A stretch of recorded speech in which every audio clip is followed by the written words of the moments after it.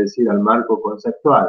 Recuerdan los requisitos que tenía que reunir. Por un lado teníamos aquellos requisitos de verificabilidad, de pertinencia, de sistematicidad, de comparabilidad, ¿sí? Todos esos requisitos, además de las restricciones que eran el análisis de costo-beneficio, la impracticabilidad. Todos esos requisitos tienen que tomarse en cuenta al momento de la preparación de el balance social. En cuanto a los niveles de aplicación de la guía GRI, básicamente se toma la última versión, ¿sí?, que está publicada en la página de la Federación, y también de acuerdo a esta guía GRI hay diferentes niveles de aplicación. Estos niveles de aplicación básicamente se clasifican en letra, que va de la C, la B y la A, siendo la A la de mayor aplicación, ¿sí? Entonces, a través de estos niveles se trata de poner de manifiesto cuál es el marco de elaboración que se aplica para la confección de este balance social. En cuanto al alcance, básicamente, el alcance de la norma se aplica para la preparación de la organización cuando haya optado por su elaboración. Recuerden, no es obligatorio, y que sean presentadas a terceros por todo tipo de entes, tanto público, privado, mixto, con o sin ánimo de lucro. Es decir, todas las organizaciones pueden elaborar un balance social tomando en cuenta las guías que establece el GRI. ¿Sí? Tanto una organización o una empresa que persigue fines de lucro como un ente que no persigue fines de lucro. ¿Sí? Hay determinadas excepciones, como el caso de las cooperativas o las mutuales, en el cual se les permite que puedan adaptar la terminología que utilizan de acuerdo a la actividad que realizan cada una de estas entidades. ¿Sí? Ya vamos a ver cuando veamos el modelo del valor económico generado y distribuido. Entonces ellos pueden, de alguna manera, cuando hacen la elaboración de la memoria de sostenibilidad, adecuarlo a la actividad que desarrollan. Sobre todo estos dos entes, como son las cooperativas y las mutuales. Diferente sería el caso de una empresa privada que persigue fines de lucro, que tiene diferentes alcances. La resolución técnica también da un concepto particular de balance social y nos dice que es un instrumento para medir, evaluar e informar en forma clara, precisa, metódica, sistemática y principalmente cuantificada el resultado de la política económica, social y ambiental de la organización. En dicho documento se recogen los resultados cuantitativos y cualitativos del ejercicio de la responsabilidad socioambiental, informando en forma objetiva las condiciones de equidad y sustentabilidad social, ambiental, económica y financiera que asumen las empresas en su comportamiento. ¿Sí? Es decir, que este concepto que nos da del balance social, la norma, es muy abarcativo. ¿Sí? Entonces, lo que busca es, por un lado, que la información que se suministre sea cuantificada y que trate de abarcar todo el resultado que persigue a la empresa, no solo económico, sino que también tenga en cuenta el social y el ambiental, y sobre todo hoy en día en cuestión ambiental. Este balance social se divide, o mejor dicho, debe incluir dos conceptos importantes. Por un lado, lo que es la memoria de sustentabilidad, y por otro lado tiene que presentar el estado de valor económico generado y distribuido. Esta memoria de sostenibilidad, básicamente para la elaboración se va a tener en cuenta las pautas y principios que establece el GRI, es decir, Global Reporting Initiative. ¿Sí? Como les decía, este es un organismo internacional que ha elaborado en base a informaciones que ha recabado de diversas empresas a nivel internacional, se elaboró una guía, entonces ahora se aplica en la mayoría de los países y sobre todo las empresas de tipo multinacional utilizan esta guía de memoria de sustentabilidad. En cuanto a la estructura de esta memoria, de este formato del G4, que es la última versión, el GRI4, se presenta básicamente en dos documentos independientes. Por un lado, están el documento en el cual habla de los principios de elaboración de memorias y contenidos básicos, y por otro lado, el manual de aplicación. En cuanto a los principios de elaboración de la memoria y contenido básico, serían los criterios en los que deben basarse las decisiones de los redactores para crear informes eficaces, ¿sí? Es decir, a partir de estos principios básicos se establecen las preguntas de GRI que hayan respuesta en la memoria que deben elaborar las empresas. Y en cuanto al manual de aplicación, sería cómo llevar a cabo el trabajo al momento de la elaboración de las memorias de sustentabilidad, ¿sí? Entonces ahí se establece diferentes asesoramientos y consejos de cómo elaborar esas memorias de acuerdo con lo que requiere el GRI. No es que uno, si elige aplicar las normas que establece el GRI, las va a realizar como quiere, no, ya están establecidas diferentes criterios y ya están establecidos también cuáles serían las diferentes indicadores que tendrían que aplicarse para llevar a cabo esta memoria de sustentabilidad. Memoria de sustentabilidad o de sostenibilidad también se la conoce.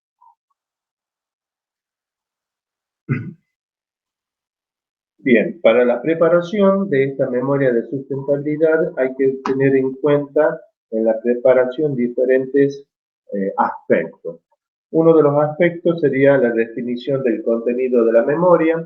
Esa definición del contenido de la memoria comprende 4 aspectos. Por un lado está la participación de los grupos de interés, otro es el contexto de sostenibilidad, otro es la materialidad y otro es la exhaustividad.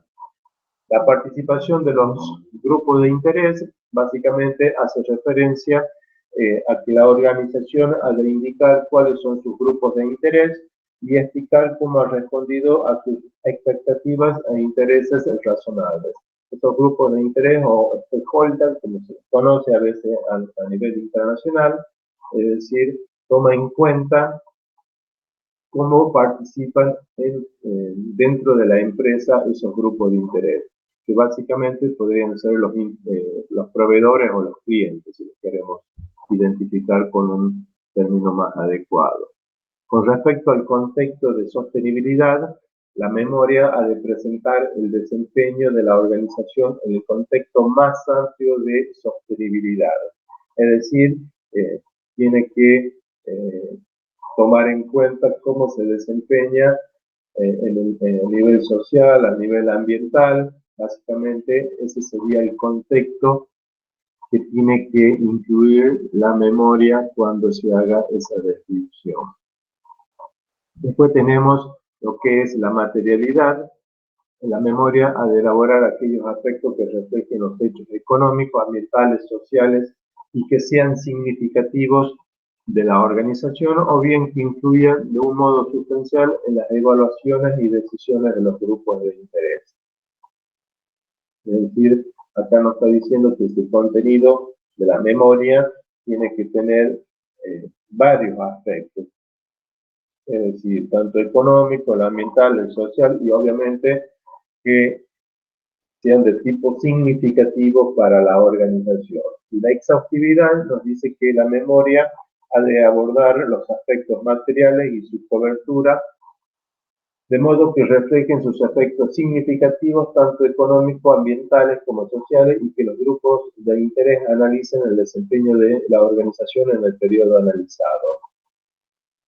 Es decir, que acá está diciendo que básicamente son los grupos de interés que van a analizar cómo se ha desempeñado la organización y que obviamente al momento de la preparación que se tengan en cuenta todos esos aspectos materiales y que tengan los efectos significativos que habíamos comentado, tanto económicos, sociales como ambientales.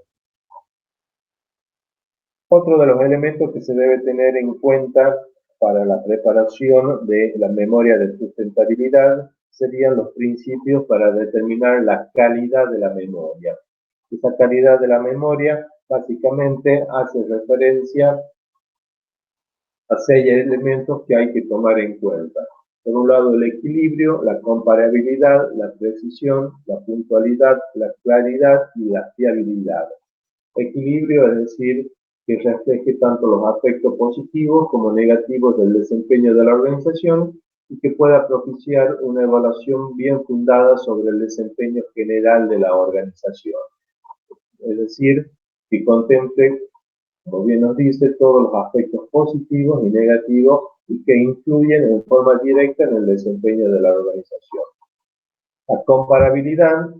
La organización debe seleccionar, reunir y divulgar la información de manera sistemática.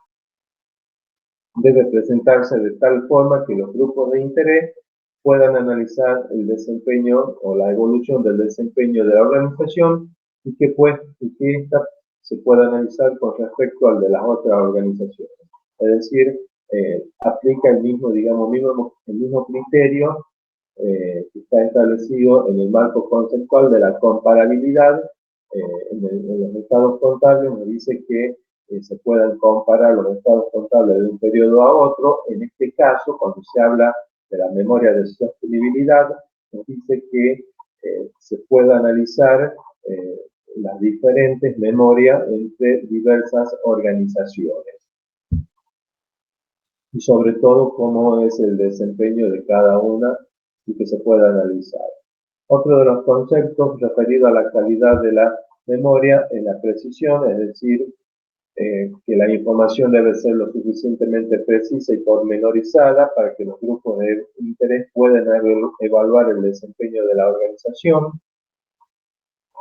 La puntualidad, la organización debe presentar sus memorias con arreglo a un calendario regular para que los grupos de interés dispongan de la información en dicho momento y puedan tomar decisiones bien fundamentadas. La claridad es otro de los aspectos de la calidad de la memoria, es decir, que todos los grupos de interés puedan acceder a la memoria y que puedan comprenderla adecuadamente, es decir, cuando se redacten estas memorias de sostenibilidad, se haga con la mayor claridad posible, que sea entendible por todas las personas que puedan acceder a esa memoria. Y la fiabilidad hace referencia a que la organización debe reunir, registrar, recopilar, analizar y divulgar la información y los procesos que se siguen para elaborar una memoria de modo que se pueda someter a la evaluación y se establezca la calidad y la materialidad de la información. Obviamente, fiabilidad hace referencia a la confiabilidad que tiene que tener la información que debe suministrar la organización en la memoria, de manera tal que pueda ser evaluada, ¿sí? Y que se obtenga un informe adecuado a lo que se está presentando. Otro de los aspectos que se deben tener en cuenta a la hora de elaborar la memoria de sustentabilidad es que el contenido contempla dos tipos. Uno está referido a los contenidos básicos generales y otro está referido a los contenidos básicos específicos. Este contenido básico general básicamente hace referencia al contexto general del informe, describe cómo es la organización, cuál fue el proceso de elaboración de la memoria, ¿sí? Y existen diferentes tipos de contenidos generales por los cuales puede adoptar una organización. También están, como les decía, los contenidos básicos específicos. Estos contenidos básicos específicos se desdoblan en dos partes o se dividen en dos partes. Por un lado está lo que es el enfoque de gestión y por otro lado los indicadores. Este enfoque de gestión permite a la organización explicar cómo gestiona sus impactos económicos, ambientales, sociales y resumir sobre los temas que estén relacionados con la sostenibilidad. Y los indicadores van a servir a la empresa para facilitar la información que sea comparable sobre sus impactos y desempeños económicos, ambientales y sociales. Estos indicadores generalmente son de tipo cuantitativo, ¿sí? El GRI, el G4, digo, enumera varios indicadores referidos a la sostenibilidad, como podría ser un indicador de consumo de agua, indicadores de salud, de derechos humanos, o bien cómo es la incidencia de la organización en las comunidades locales. Esos son diferentes indicadores que se pueden utilizar al momento de presentar esta memoria de sostenibilidad. Otro de los aspectos que se tienen en cuenta dentro de la memoria de sostenibilidad son las precisiones sobre la memoria que se debe elaborar de acuerdo al GRI 4. Esta memoria divide básicamente en 4 categorías. Tenemos una categoría economía, una categoría de medio ambiente, una categoría de desempeño social, son 3, hay de desempeño social. La categoría de economía, por ejemplo, se refiere tanto al desempeño económico que tiene la empresa, cuál es la presencia que tiene en el mercado, cuáles son las consecuencias económicas indirectas y cuáles son las prácticas de adquisición que realiza la empresa al momento de comprar determinados bienes. La categoría de medio ambiente se refiere a lo que es el agua, la energía, los efluentes, cómo hace el tratamiento de las emisiones de gases, ¿sí? Si cumple con el marco regulatorio que le establecen las normas, cuál es si hace una evaluación ambiental de los proveedores, ¿sí? Eso comprende lo que es la categoría de medio ambiente. Y la categoría de desempeño social, que es la que mayormente presentan las empresas, está referido a lo que es el empleo, todas las relaciones entre los trabajadores y la dirección, la salud y la seguridad en el trabajo, todo lo que es la lucha contra la corrupción, todo lo que es las prácticas de competencia desleal y todo lo que es el cumplimiento de normas de salud y seguridad de los clientes, la no discriminación, es decir, esta categoría de sostenibilidad es la que utilizan por lo general las sociedades o empresas al momento de presentar estas memorias de sostenibilidad, porque de alguna manera a través de esta categoría están reflejando cómo es la relación de la empresa con sus trabajadores y qué le ofrece a cada uno de sus trabajadores. Otro de los aspectos que se tienen en cuenta dentro de lo que es la memoria de sostenibilidad hace referencia a la elaboración de las memorias, de acuerdo con las normas que establece la guía. Para ello, obviamente, hay dos formas o dos opciones para elaborar esos informes de sostenibilidad. Está una opción esencial y la opción exhaustiva. Básicamente, la opción esencial lo que establece es el marco en el que la organización comunica su desempeño y cuáles son sus impactos económicos, ambientales, sociales y de gobierno. En cambio, bajo esta opción esencial, por lo menos tiene que informar al menos un indicador de todos los aspectos materiales identificados. y por eso es una opción esencial. No le pide que informe la mayoría de los indicadores. En cambio, la opción exhaustiva incluye un poco más de indicadores, obviamente que en este caso desarrolla la esencial, y dentro de la esencial le incorpora otros contenidos más, como sería en lo relativo a la estrategia, al gobierno, la ética, o bien a la integridad de la organización en sí. Es decir, que esta opción exhaustiva incluye la anterior, la esencial, y además otros aspectos adicionales. Esto sería más o menos en términos generales lo que tendría que comprender la memoria de sostenibilidad, que sería uno de los puntos para la presentación del balance social. Después está la segunda parte, que nos habla del estado de valor económico generado y distribuido. Este estado de valor económico generado y distribuido, es decir, está dividido en dos partes. Uno es el valor económico generado, que es el valor creado por la organización y los grupos sociales involucrados con ella. Y por otro lado está el distribuido, ¿sí? Es decir, cómo se distribuyó ese valor económico generado. Generalmente, este valor económico generado se mide por la diferencia entre el valor de las ventas y los insumos adquiridos a terceros y que están devengados en el ejercicio. Hay que diferenciar lo que es el valor económico generado del beneficio empresarial, ¿sí? El beneficio empresario es la porción que corresponde a los propietarios cuando se distribuye el valor económico generado, y el valor económico generado sería la retribución de todos los grupos sociales que intervienen en los procesos inherentes a las actividades del ente. Bien, ¿cuáles serían las características que tiene este valor económico generado y distribuido?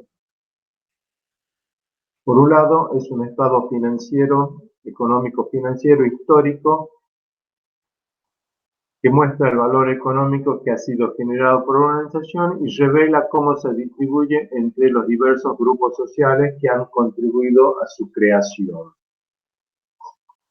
Otra de las características, fíjense que en el primer punto les habla de un estado económico financiero histórico, es decir, cuando la empresa realiza su balance general al cierre del ejercicio y presenta los estados contables, entonces a partir de la información que se presenta en esos estados contables, se elabora este estado de valor económico generado y distribuido. Básicamente, la información que se revela para armar este valor económico generado es la información que surge del estado del resultado.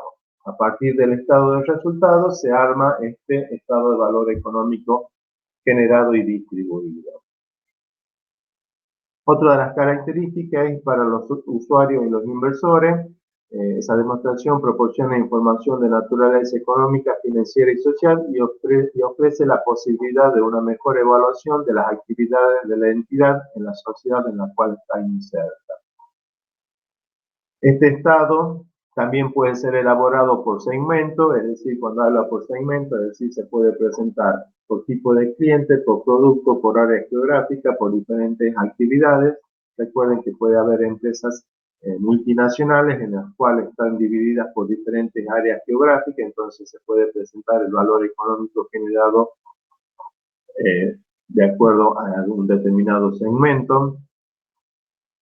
Y también este estado de valor económico generado y distribuido está fundado en conceptos macroeconómicos, de manera tal, buscando presentar la parte que contribuyan las entidades en la formación del Producto Bruto Interno. Es decir, a partir de las actividades que llevan a cabo las empresas, ver cómo puede contribuir a la formación del Producto Bruto Interno, es decir, al incremento del Producto Bruto Interno. ¿Cuál es el objetivo que persigue el valor económico generado y distribuido? Obviamente es evidenciar el valor económico que generó en un periodo determinado la entidad durante un año y cómo se ha distribuido ese valor económico que ha generado. En cuanto al alcance y en la presentación, este estado de valor económico generado y distribuido se debe presentar como parte integrante del balance social. Es decir, nosotros vamos a tener, en caso de que la entidad sin fines de lucro, una empresa, decida presentar el balance social, entonces va a presentar, por un lado, las memorias de sostenibilidad, de acuerdo a lo que vimos recién, y por otro lado va a presentar este estado de valor económico generado y distribuido. Esos dos conceptos van a formar parte de lo que es el balance social. En caso de que una empresa tenga controladas diferentes sociedades, ¿sí? Es decir, hay una controlante como una controlada, entonces ahí va a tener que presentar un estado de valor económico generado de tipo consolidado. Como se presentan estados contables consolidados, bueno, también se tiene que presentar este estado de valor económico generado y distribuido en forma consolidada.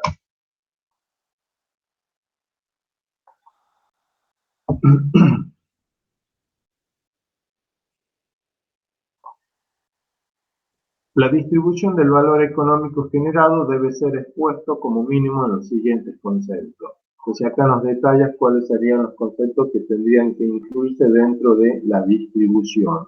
Es decir, hacia dónde se va a distribuir ese valor económico que ha sido generado. Remuneraciones al personal, es decir, mejorar el sueldo a las personas o a los directivos. Debe incluir esos conceptos, lo que se le paga en concepto de impuesto al Estado, ya sea nacional, provincial o municipal, cuáles fueron las ganancias que se han retenido, si hubo retribuciones a los propietarios o al capital de terceros, ¿sí? Eso sería básicamente el alcance que tendría este estado de valor económico generado. Como decíamos, este estado de valor económico generado y distribuido está dividido en dos partes. Por un lado está la generación del valor económico o la determinación.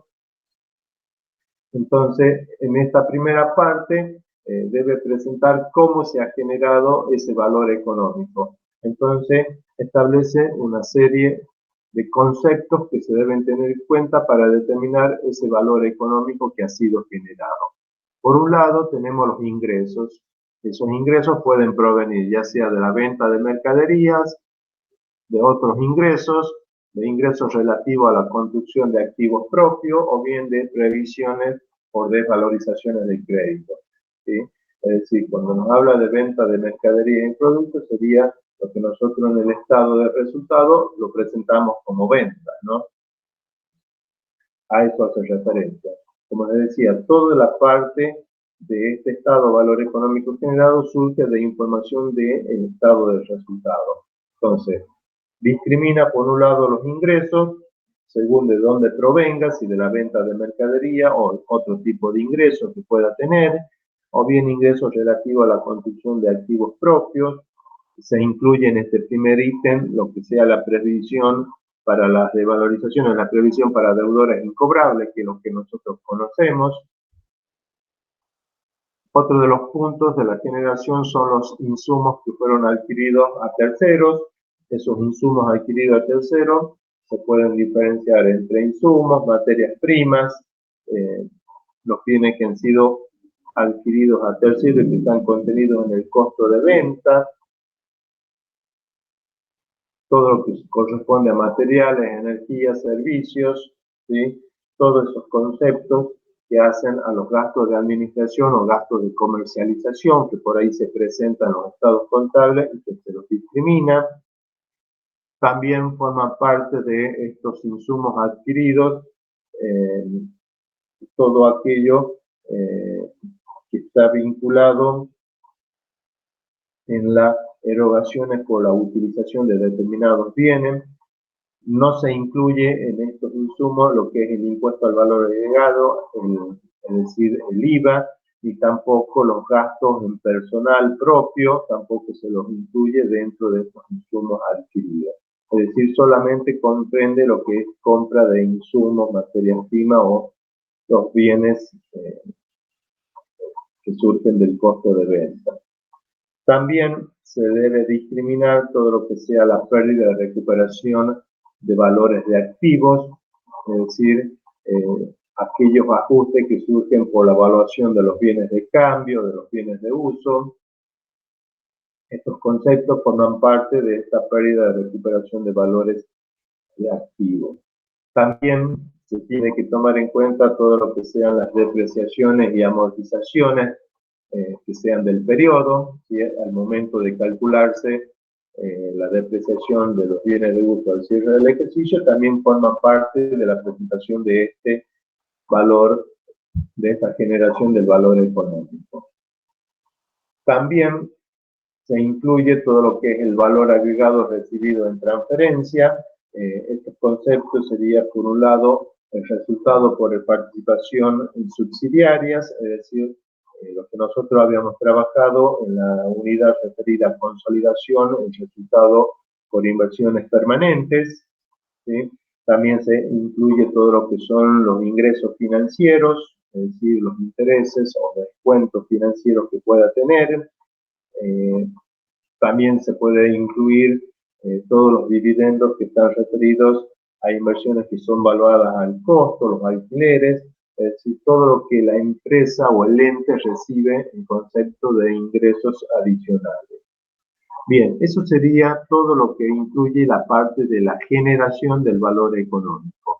Y por otro lado tenemos cómo se distribuye ese valor económico, que sería la segunda parte del valor económico generado y distribuido. En esta segunda parte se debe presentar en forma detallada cómo el valor agregado por la entidad fue distribuido. Y una de las distribuciones principales son las remuneraciones al personal. Estas remuneraciones al personal serían todos los importes que fueron asignados al costo, ¿sí? Y que obviamente han impactado en el resultado del ejercicio, ya sea como remuneración directa, es decir, el sueldo bruto, sueldo anual complementario o las vacaciones que se puedan pagar, todo lo que representen beneficios para el empleado, ya sea por asistencia médica o por planes jubilatorios que tenga la propia empresa, o el transporte que se le pague al empleado para trasladarse desde su domicilio hasta el lugar de trabajo, o bien la alimentación que se le suministre dentro de la empresa. Todo esto forma parte, digamos, de lo que es remuneraciones al personal. También otra de las formas en que se distribuye sería la remuneración al personal directivo y ejecutivo, es decir, las retribuciones que se le pagan todo a los directores, en concepto de honorarios, por ejemplo. Otra distribución es el pago de los impuestos, ya sea nacionales, provinciales y municipales, como el impuesto a las ganancias, las contribuciones que el empleador debe pagar a sus trabajadores. Todos estos conceptos forman parte también de la distribución. También tenemos lo que es la retribución al capital de tercero, es decir, serían los importes que han sido devengados a financistas externos de la empresa y por lo tanto incluye todo lo que son intereses por préstamos que recibe la empresa o bien las rentas o los alquileres. También tenemos dentro de la distribución todo lo que es la retribución a los propietarios, es decir, todos los importes relativos a la retribución asignada a socios y accionistas, como serían los dividendos, por ejemplo, el concepto de ganancias retenidas.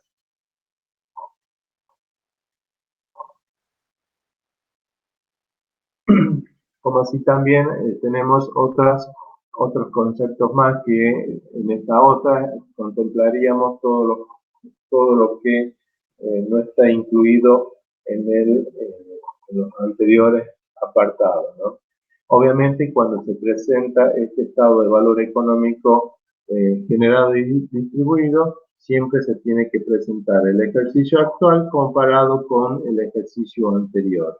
Por lo tanto, una vez que se determina cuál es el valor económico generado, obviamente llegamos a un importe y después tenemos que distribuir y que nos coincida el generado con el distribuido. Si se han generado 1.000 pesos, por ejemplo, en concepto de ventas, en concepto de costos, si toma en cuenta la depreciación, todos esos conceptos, vamos a llegar a un valor económico generado de 1.000 pesos y después se tiene que demostrar cómo ha sido distribuido esos 1.000 pesos, ya sea en concepto de remuneraciones al personal, remuneraciones a los directivos, el pago de impuestos, todos esos conceptos se toman en cuenta para demostrar cómo ha sido distribuido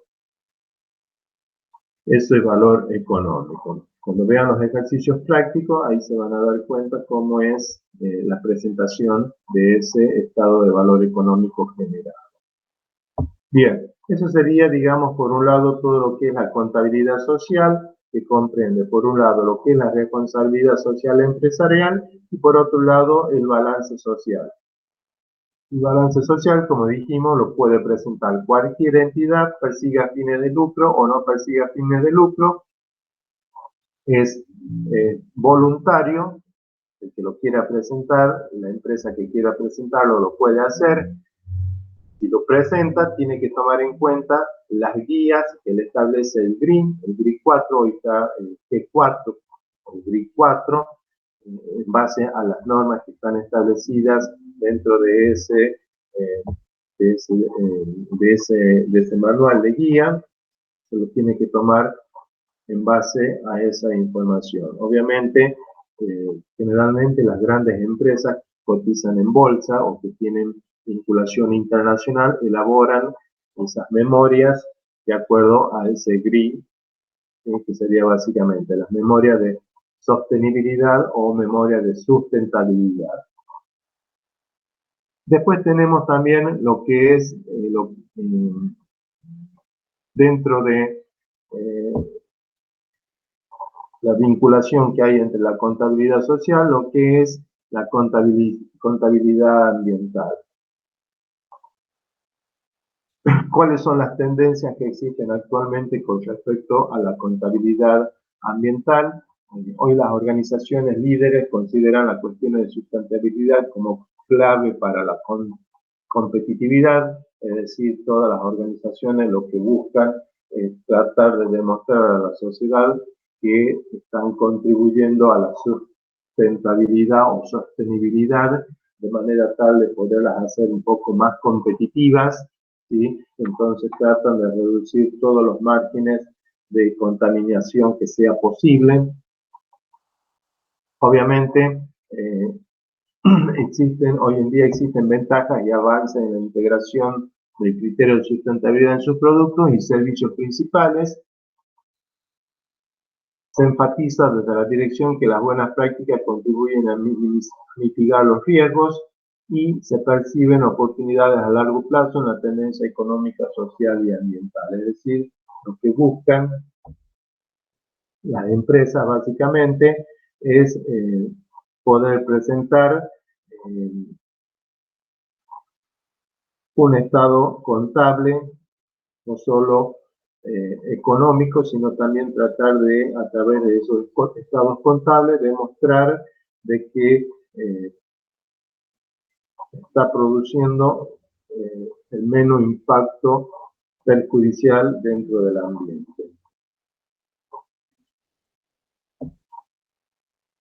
Esta contabilidad ambiental, digamos, es una rama dentro de la contabilidad social.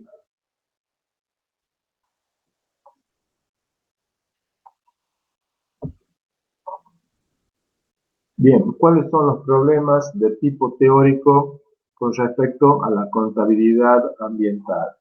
Como este tema de la contabilidad ambiental es, digamos, prácticamente reciente, no hace mucho que empezó el tema del cuidado del medio ambiente. Cuando digo no hace mucho, estoy haciendo referencia más o menos a partir de la década del 90, en el cual las grandes corporaciones empezaron a notar que estaban produciendo perjuicios dentro de el ambiente, básicamente a partir del protocolo de Kioto, ¿sí? Entonces ahí se empezaron a tratar de reunirse y ver cómo podían reducir la contaminación en el medio ambiente. Con respecto a la contabilidad ambiental, nos dice que no hay un concepto claro y unificador, existen diferentes definiciones de lo que es la contabilidad ambiental. Uno de los conceptos nos da lo que es la Agencia Europea del Medio Ambiente, que define la contabilidad ambiental como un conjunto de instrumentos y sistemas que van a ser útiles para medir, evaluar y comunicar la actuación medioambiental de la empresa, ¿sí? Eso es un concepto. Después también tenemos otro concepto que básicamente nos dice que la contabilidad ambiental puede definirse como parte de la contabilidad financiera, cuyo objeto sería las relaciones entre una entidad, es decir, entre una empresa y su medio ambiente. Es decir, una definición bastante corta, otra, como recién les comentaba, la de la Agencia Europea, nos da una visión más amplia, es decir, todavía no está definida bien el concepto teórico. Esta contabilidad ambiental se expresa desde diferentes corrientes del pensamiento económico, está inclinada a la valoración monetaria dentro de las empresas, muchas veces se confunde a la contabilidad ambiental con la contabilidad social, con la ecología o la auditoría ambiental, o a veces también se lo confunde con lo que es la responsabilidad social empresarial. Es decir, son todas diferentes conceptos que se lo vincula con lo que es la contabilidad ambiental. Pero básicamente esta contabilidad ambiental es una rama diferenciada de lo que es la contabilidad social. Y obviamente lo que se busca es tratar de asignarle valor o cuantificar todo el daño ambiental que produce una empresa. Por ahí es medio difícil tratar de asignarle valor a la contaminación que están produciendo. Bien, esta es la definición que les comentaba que daba la Agencia Europea de Medio Ambiente, que era el conjunto de instrumentos, sistemas que nos van a permitir medir, evaluar y comunicar la actuación del medio ambiental de la empresa. ¿Cuáles son los objetivos que persigue la contabilidad ambiental? Son diferentes los objetivos que puede perseguir. Básicamente, podemos diferenciar dos tipos. Una es la contabilidad ambiental o medioambiental, como una de las ramas de la contabilidad social, a través de la cual se intenta dar respuesta a las demandas internas y externas de información relacionada con los efectos que sobre el entorno tienen las actividades de la empresa. Esta información debe ser útil para la toma de decisiones y el control del desempeño ambiental de la organización. Y por otro lado, nos dice que la contabilidad medioambiental identifica y mide el uso de los recursos, su impacto y sus costos. Obviamente los costos pueden incluir la limpieza de lugares contaminados, las multas de carácter medioambiental que pueda recibir la empresa, los impuestos que pueda pagar en concepto de daño ambiental, todo lo que es el tratamiento de residuos o bien la integración de externalidades ambientales. Por lo tanto, de acuerdo a estos dos objetivos, esa contabilidad ambiental podría incluir, por ejemplo, una contabilidad de pasivos contingentes, es decir, pasivos contingentes, recuerden, serían todo lo que es previsiones, es decir, la empresa trata de prever a través de las previsiones el daño ambiental. También la contabilidad de activos ambientales y proyecciones de capital, analizar los costos de las diferentes áreas clave como la energía, los desechos tras la utilización de las materias primas y la protección ambiental.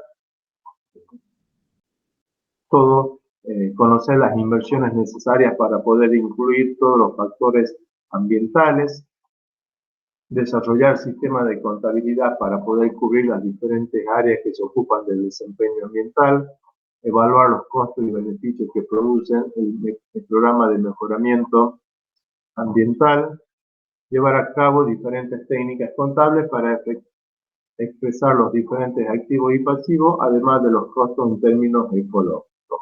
Es decir, esta contabilidad ambiental puede incluir muchos conceptos que, como les digo, por ahí es medio difícil tratar de cuantificarlo numéricamente, como puede ser el daño ambiental que produce un derrame de petróleo, por ejemplo, ¿sí? Entonces, es muy difícil establecer cuantitativamente ese daño que se produce al medio ambiente. Bien, ¿cuáles son las dificultades técnicas de la contabilidad ambiental? Por un lado, se refiere a la valoración de los activos, a la valoración de los pasivos, costos y beneficios ambientales, por cuanto no tienen un precio de mercado o valores futuros esperados. ¿Sí? Ese es el principal problema que tiene la contabilidad ambiental, como recién les contaba. Es imposible por ahí poder darle una valoración adecuada a determinados activos o pasivos, sobre todo a los pasivos, por cuanto al constituir las previsiones no se puede estimar a ciencia cierta cuánto puede ser el daño ambiental que pueden producir. Y obviamente esta valoración está ligada sobre todo porque no existe un precio de mercado, no nos dice cuánto sale, por ejemplo, un derrame o la emisión de gases que producen las grandes empresas. Entonces, no hay un precio de mercado. Tampoco hay un valor actual, es decir, qué es lo que se espera poder determinar.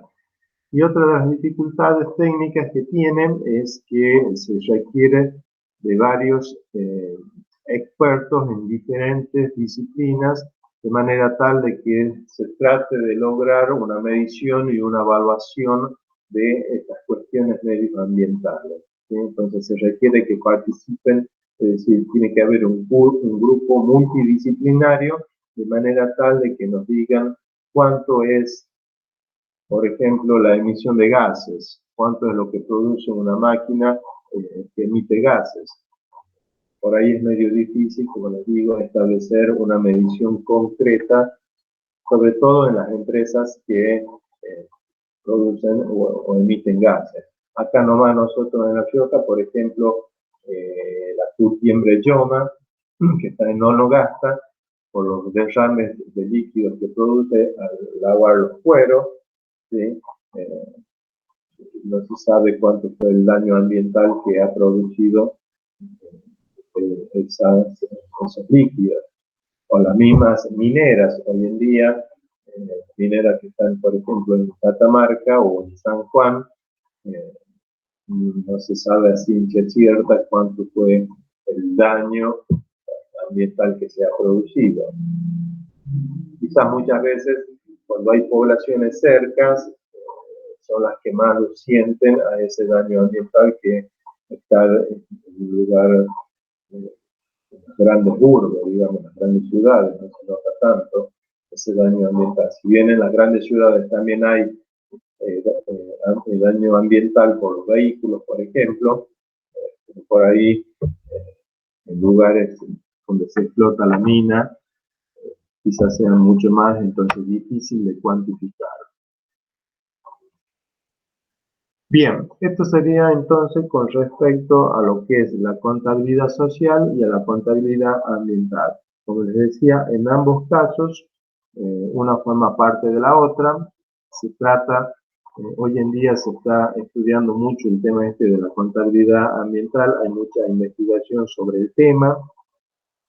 Por un lado, tratando de unificar un criterio en cuanto a la definición de lo que es la contabilidad ambiental, y por otro lado la contabilidad social, que está un poco más avanzada, la definición ya está un poco más establecida la definición y cómo se podría hacer una memoria de sustentabilidad de la empresa y que incluya en esa memoria de sustentabilidad esta cuestión de la contabilidad ambiental. Pero como les digo, todavía no hay un criterio uniforme en cuanto a esta contabilidad ambiental. Lo que hay sí son varios disparadores que están a partir de diferentes instituciones que están en todo el mundo, tratan de unificar, se tratan de reunir y de elaborar un documento único que hable de todo esto de la contabilidad ambiental. Bien, preguntas, dudas.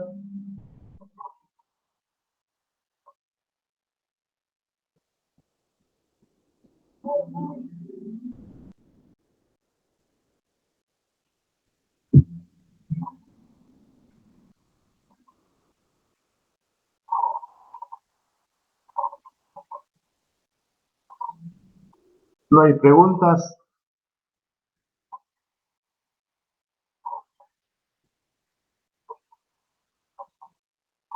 Bien, no hay pregunta, hasta acá llegamos. La próxima semana vemos lo que sería la última unidad, que son los entes sin fines de lucro. La próxima semana, si Dios quiere. Así que bueno, entonces nos vemos la próxima semana.